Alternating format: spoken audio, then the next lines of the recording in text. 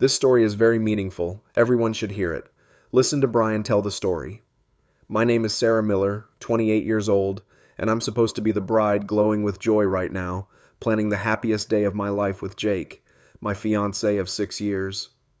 I've got a decent job as a graphic designer, a cozy apartment we share in a quiet suburb, and a wedding dress hanging in my closet that I've been dreaming about since I was a kid. But instead of basking in that pre-wedding bliss, I'm standing in the middle of a private dining room at Marie's Bistro, my bridal shower in full swing, staring at my estranged sister Emily as she walks in behind my parents. My heart drops like a stone. 6 years of silence, 6 years since she attacked me and tried to steal Jake, and now here she is, crashing the one day that's supposed to be mine. My hands tremble as I clutch the champagne flute, the bubbles fizzing mockingly against the glass. I feel the room shrink, the chatter of my friends and bridesmaids fading into a dull hum.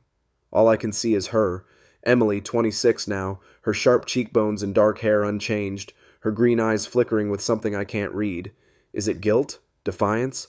I don't know, and I don't care. I just want her gone. "Sarah, honey, don't make a scene," my mom Linda whispers as she rushes over, her floral perfume hitting me like a wave. She's all smiles, pretending this is normal, like she didn't just drop a bomb on my day. My dad, David, lingers behind, adjusting his tie awkwardly, avoiding my gaze. I can feel Jake's hand on my lower back, steady and warm, but it's not enough to stop the anger boiling up inside me. "What the hell is she doing here?" I hiss, my voice low but sharp enough to cut through the tension. Mom's smile falters. It's been 6 years, Sarah. You're both older now. We wanted you to talk, to fix things." Fix things? I almost laugh, but it catches in my throat like a sob. Fix the fact that Emily flirted with Jake in front of me, attacked me across our parents' dining room table, and never once apologized? I glance at Emily again. She's standing by the dessert table, looking as shocked as I feel, like she didn't expect this either. Good. At least we're on the same page about something. Before I can tell them to leave, Mom grabs my arm, her grip surprisingly firm. "Please, Sarah, just hear us out." I yank my arm free, my champagne sloshing over the rim. "No, you don't get to do this. Not today." The room's gone quiet now, my bridesmaids, Katie, my maid of honor, and Liz, watching with wide eyes. Jake steps closer, his voice calm but firm. "Linda, David, maybe this isn't the time." But Dad finally speaks up, his tone gruff. "It's never the time with you two. You're sisters, for God's sake. Act like it." That's it. Something snaps inside me, and before I can stop myself, I'm spilling everything, my voice rising with every word. "You want me to act like her sister? Fine. Let's tell everyone why we're not. 6 years ago, I brought Jake home to meet you all. I was happy. Really happy for once. And what did she do? She flirted with him right in front of me, threw herself at him like it was a game. When I called her out, she attacked me, grabbed my hair, slapped me, turned it into a full-on fight. And you two? You just watched."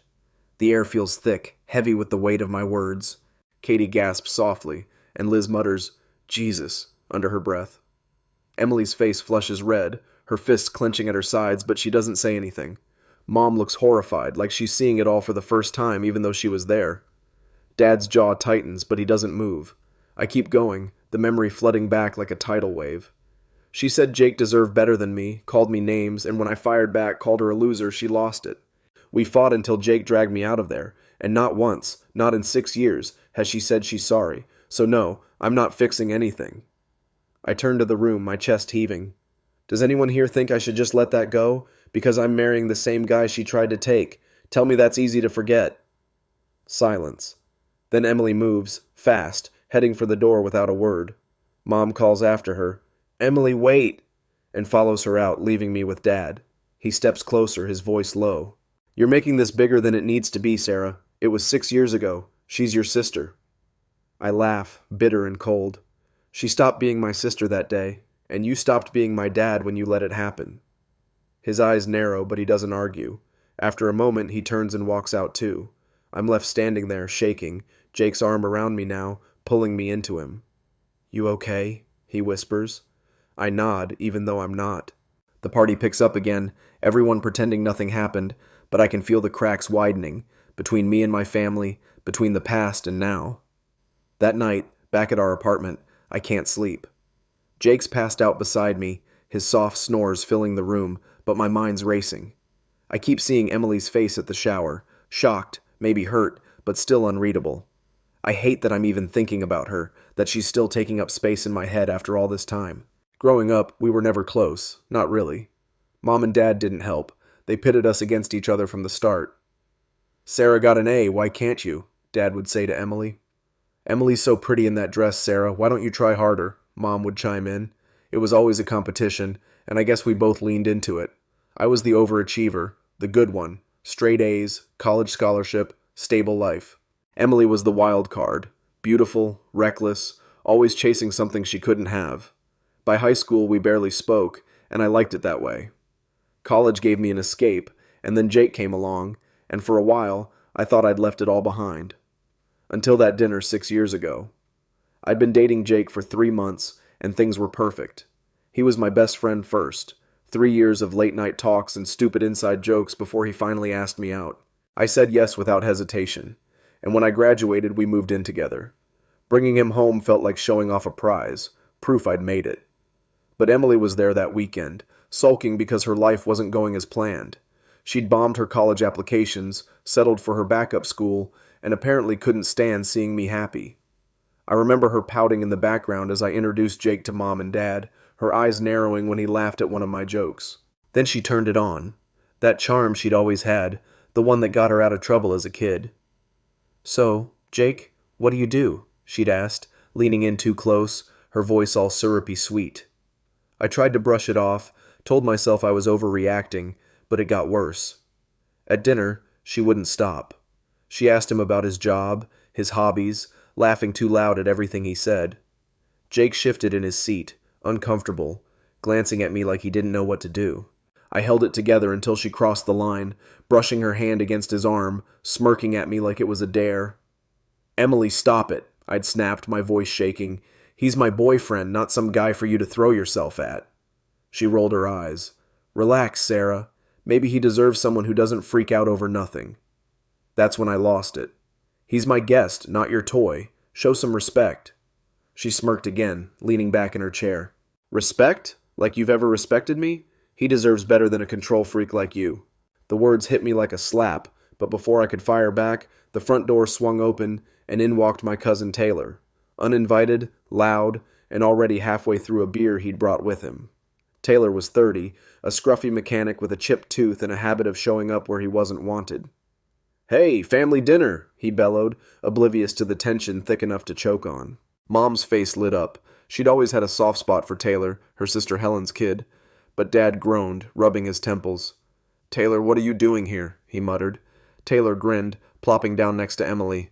"Heard Sarah brought a guy home. Had to see the poor bastard for myself." Jake forced a smile, but I could tell he was dying inside. I shot Taylor a glare. "Not a good time, Taylor." He shrugged, cracking open another beer from his jacket pocket. "Always a good time for me, cuz." Emily, though, seized the moment. With Taylor there, she had an audience, and she loved that. She leaned closer to Jake, her voice dropping to a flirty purr. "So, Jake, you ever think about getting out of this boring little town? Someone like you could do better than, well, you know." She flicked her eyes at me, and my blood boiled. Taylor laughed, slapping the table. "Damn, Em, you're savage tonight." I clenched my fork so hard my knuckles went white. "Emily," I said, "stop." But she didn't. She reached over again, this time resting her hand on Jake's wrist, her nails glinting under the dining room light. "Come on, Jake, tell me, don't you ever get tired of her rules, her schedules? I bet you'd have more fun with someone spontaneous." Jake pulled his hand back, his face tight. "I'm good, thanks," he said, his tone clipped. But Emily just laughed, and Taylor egged her on. "Oh, come on, man, don't be shy. Em's got a point. Sarah's always been Miss Perfect, right? Bet she's got your whole life planned out already." I slammed my fork down, the clatter echoing through the room. "Shut up, Taylor. And Emily, get your hands off him before I make you." Her smirk faded, replaced by something darker. "Make me? What are you gonna do, Sarah? Cry to Mom like always?" Mom piped up then, her voice shaky. "Girls, please, not in front of Jake." But Dad stayed silent, sipping his wine like he was watching a show he'd seen 100 times. That's when I snapped. "You're a loser, Emily. You've always been jealous, and now you're pathetic enough to try stealing my boyfriend in front of everyone? Grow up." Her face twisted, and for a second I thought she'd just yell back. But then she lunged, fast, like a coiled spring, grabbing my hair and yanking me forward. My chair tipped, and I hit the table hard, plates sliding everywhere. Pain shot through my scalp as she slapped me, her nails catching my cheek. I swung back, pure instinct, catching her jaw with my fist. We were a blur of screams and flailing limbs, the table shaking as food and glassware crashed to the floor. Taylor jumped up, whooping like it was a bar fight. "Hell yeah, get her, Em!" While Jake and Dad finally moved. Jake grabbed me, his arms locking around my waist, pulling me back as I kicked at her. "Sarah, stop, come on!" he shouted, his voice strained. Dad hauled Emily off, her hair wild, her lip bleeding where I'd hit her. Mom was crying now, uselessly flapping her hands. "Girls, stop it, please!" Jake dragged me outside, my chest heaving, my face stinging from the scratch on my cheek. The cool night air hit me like a shock, and I realized I was shaking, not just from anger, but from something deeper, something raw. He got me into the car, slamming the door, and peeled out of the driveway while I sat there, tears burning my eyes. "You okay?" he asked, his voice soft but urgent, one hand on the wheel, the other reaching for mine. I nodded, even though I wasn't. "I'm so sorry you had to see that," I mumbled, wiping my face. He squeezed my hand. "Don't apologize. That was on her, not you." We drove in silence for a while, the hum of the engine the only sound, and I kept replaying it, her smirk, her hand on him, the way she'd turned my happiness into a battlefield. I swore then I'd never speak to her again. 6 years later, that night still haunts me. I've built a life with Jake. Our apartment's full of plants I somehow keep alive, sketches I've done for work pinned to the walls, his old guitar leaning against the couch. We're good, solid, the kind of couple people envy. But Emily's shadow lingers, a bruise that never quite fades. So when she walked into my bridal shower at Marie's bistro, uninvited and unwanted, it was like stepping back into that dining room all over again. Mom and Dad brought her, thinking they could force some Hallmark reconciliation, and I lost it. Told everyone what she'd done, watched her storm out, watched my parents follow. It felt good for a minute until the fallout started. A week after the shower, I'm at the Willow Cafe sketching wedding invites to clear my head when Chloe slides into the booth across from me. Chloe's Emily's college friend, tall, blonde, with a shark smile and a knack for stirring trouble. I haven't seen her in years, but she looks the same, all polished edges and fake warmth. "Sarah, wow, you look stressed," she says, her voice dripping with mock concern. I set my pencil down, wary. "What do you want, Chloe?" She leans in, twirling a strand of hair. "Just catching up. Heard about the shower. Wild stuff. Emily's a mess over it, you know." I snort. "Good. She deserves it." Chloe's smile tightens. "Maybe. But she's changed, Sarah. She's been in therapy, trying to fix herself. She feels awful about everything." I don't buy it. Not for a second. "She sent you here to soften me up, didn't she?" Chloe shrugs, not denying it. "She misses you. Says you were right. She was jealous. Messed up. She just wants a chance to make it right." I lean back, crossing my arms. "She had 6 years to make it right. I'm not interested." Chloe's eyes narrow, but she keeps that smile. "Fair enough. Just thought you should know. She's not the same girl who clocked you at dinner. Oh, and congrats on the wedding. Jake's a catch." She winks, sliding out of the booth and sauntering off, leaving me with a knot in my stomach. I don't trust her, or Emily, but her words stick, gnawing at me. Days later, I'm knee-deep in wedding chaos. Flowers, catering, a dress fitting I keep rescheduling, when my phone buzzes with a call from Mom. I almost ignore it, but guilt wins out. "Sarah, you need to call Helen," she says, her voice high and frantic. "Emily's in trouble. She's been out of work, had to move back home, and Helen was going to hire her, but after the shower, she backed out. You have to fix this." I laugh, cold and bitter. "Fix it? Why is that my job? Emily's the one who screwed up." Mom's tone hardens. "You didn't have to air all that at your shower. Helen thinks she's unstable now, won't even return my calls. This is on you." I grip the phone, my pulse racing. "No, it's on Emily for attacking me, and on you for pretending it never happened. I'm not calling Helen. Deal with it." She starts yelling, accusing me of sabotaging Emily's life, but I hang up and block her, my hands trembling. Jake finds me pacing the kitchen later, his brow furrowed. "Mom again?" he asks. I nod. "They think I owe Emily a job now. It's insane."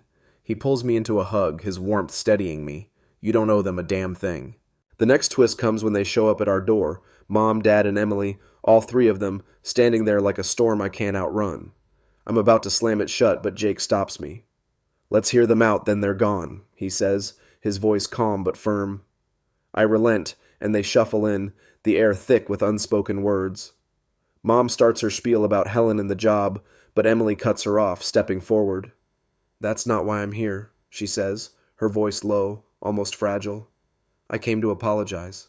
My heart stutters, and I stare at her, waiting for the catch.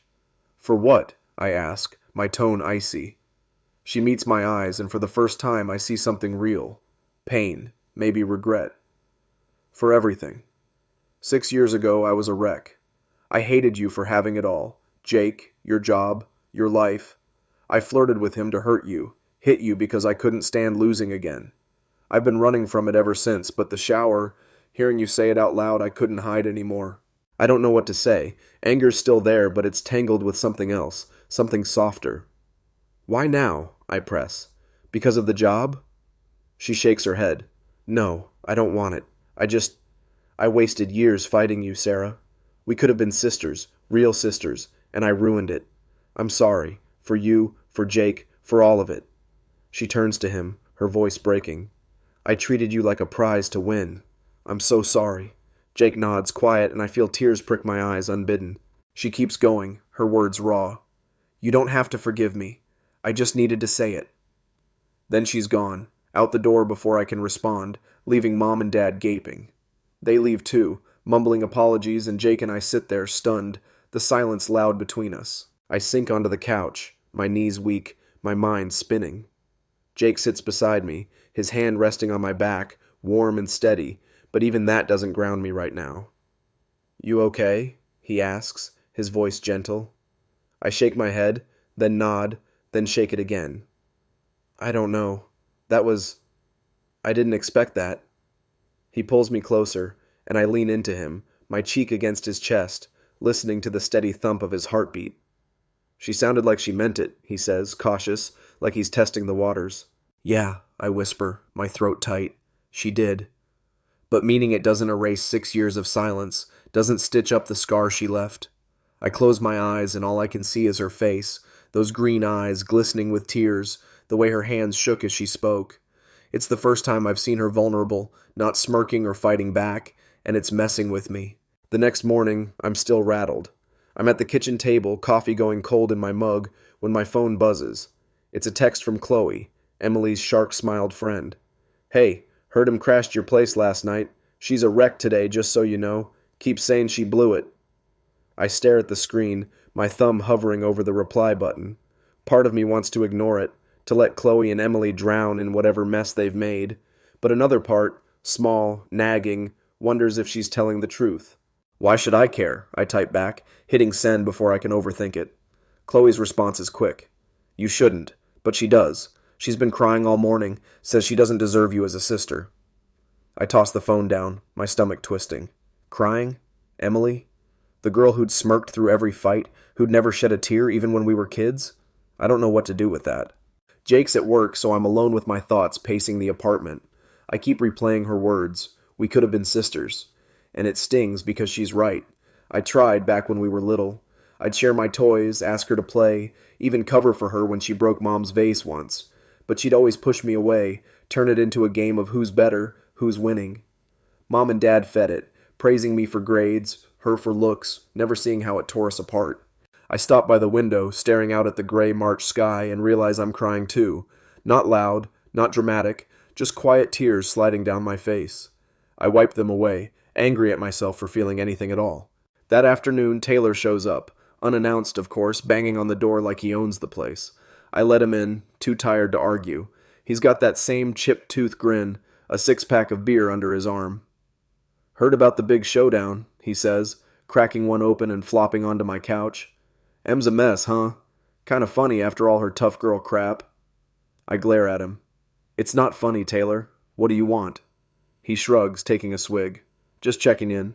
Mom, your Aunt Helen, told me about the job thing. She's pissed at Linda and David, says they're begging her to reconsider, but she's done. Says Emily's too much drama. I sit across from him, my arms crossed. Good, Helen's smart. Taylor laughs loud and rough. Yeah, but get this. They're blaming you now. Say you ruined him's life with your little speech at the shower. Classic Aunt Linda move, right? I roll my eyes, but it hits harder than I expect. They can blame me all they want. I'm not the one who attacked my sister. Taylor nods, leaning forward, his grin fading. True, but Em's not lying. She's been a wreck since that night. Saw her at the bar yesterday, just staring into her drink. Didn't even flirt with the bartender, and that's her signature move. He chuckles, but it's half-hearted. I don't say anything, just let the silence stretch. Taylor finishes his beer, then stands. Anyway, thought you'd want to know. Wedding soon, right? Don't let this crap ruin it. He claps my shoulder and leaves, the door clicking shut behind him.